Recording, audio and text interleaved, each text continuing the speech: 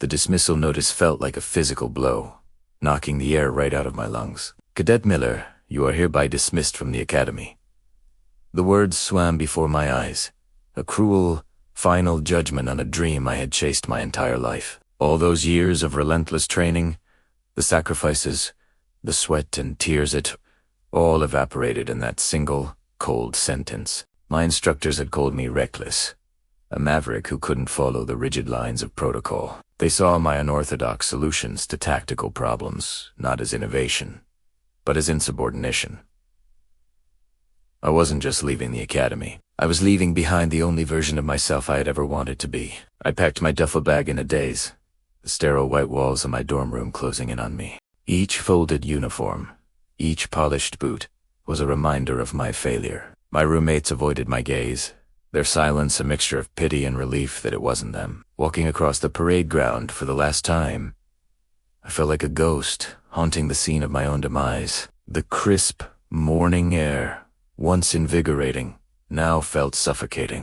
Every sharp command echoing in the distance, every rhythmic stomp of a marching platoon, was a painful stab at a future that was no longer mine. The main gate loomed ahead, a final barrier between my shattered past and an empty future. I was just another washout, a statistic, a cautionary tale whispered among the new recruits. As I stood at the gate, waiting for the bus that would carry me back to a life I didn't recognize, a black sedan with tinted windows pulled up abruptly. The back doors swung open, and a voice, rough as gravel and twice as hard, cut through the air. "Miller, get in." I froze. Standing by the car was a man who needed no introduction, a living legend whose exploits were whispered with awe in every corner of the military world. General Tournay, better known as the Iron Wolf. He was the commander of the elite Ghost Division, a unit so clandestine most people thought it was a myth. He was a specter, a force of nature, and he was looking directly at me. My mind said, what could the Iron Wolf possibly want with a disgraced cadet? I was nothing, a reject.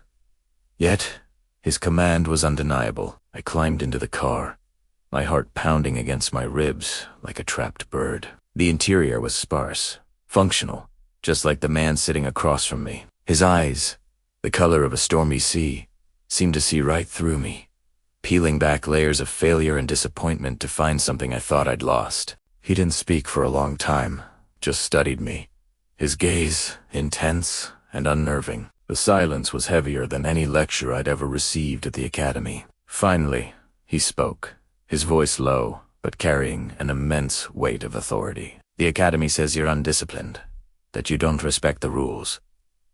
They say you take risks that are unjustifiable." He paused, letting the words hang in the air. "They're right. You are a risk, but they fail to see what I see." He leaned forward slightly, and for the first time, I saw a flicker of something other than stone in his expression. "They see a liability. I see a weapon. The academy wants soldiers who can follow a manual. I need warriors who can write a new one when the old one gets them killed. Your instructors complained that in every simulation, you broke protocol to save your entire squad. You saw a different way, a better way, and you took it. Consequences be damned." He was right.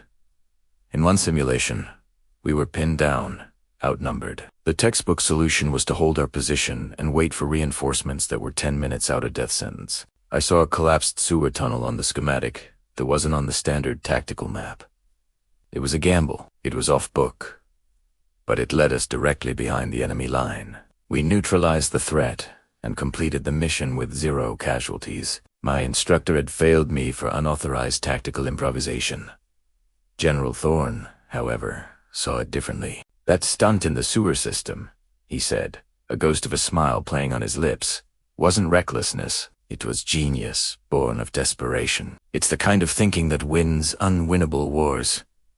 The car drove on, leaving the academy and my old life farther and farther behind. We arrived at a nondescript airfield, where a sleek, unmarked jet waited on the tarmac. This was beyond anything I could have imagined. This was the Shadow World, the place where the real monsters fought. "The Ghost Division isn't like the regular military, Miller," Thorne explained as we walked toward the jet.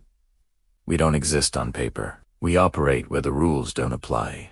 where success is the only metric. We take the ones who don't fit, the ones who break the mold because they're made of something stronger. He stopped at the foot of the ramp and turned to face me fully. His expression was grim, a silent promise of the hardship to come. "This isn't an invitation to a gentleman's club," he warned.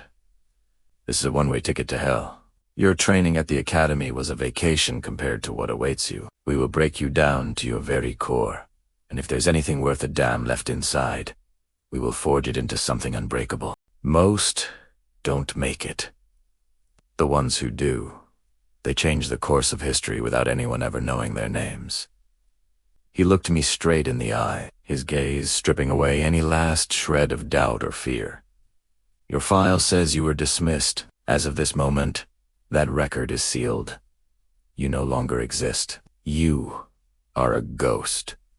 He stepped onto the ramp and looked back. "The academy kicked you out, but they just delivered my best prospect to my doorstep." A powerful roar echoed from inside the jet's hangar, a sound that vibrated deep in my chest. Thorne's voice cut through it all, a command that was both a question and a destiny. "Iron Wolf 2, Gostaktul. Stand by." It wasn't a question for me, it was a statement. This was my new reality. My old life was over, erased. The dismissed cadet was gone. Standing on that tarmac, I felt a surge of purpose I had never known before. I was no longer a failure. I was a ghost. I was home. I walked up the ramp and into the shadows, ready for whatever came next. The door closed, sealing my fate, and as the jet began to move, I knew my real training was just beginning. The world would never know my name, but it would feel the impact of my actions.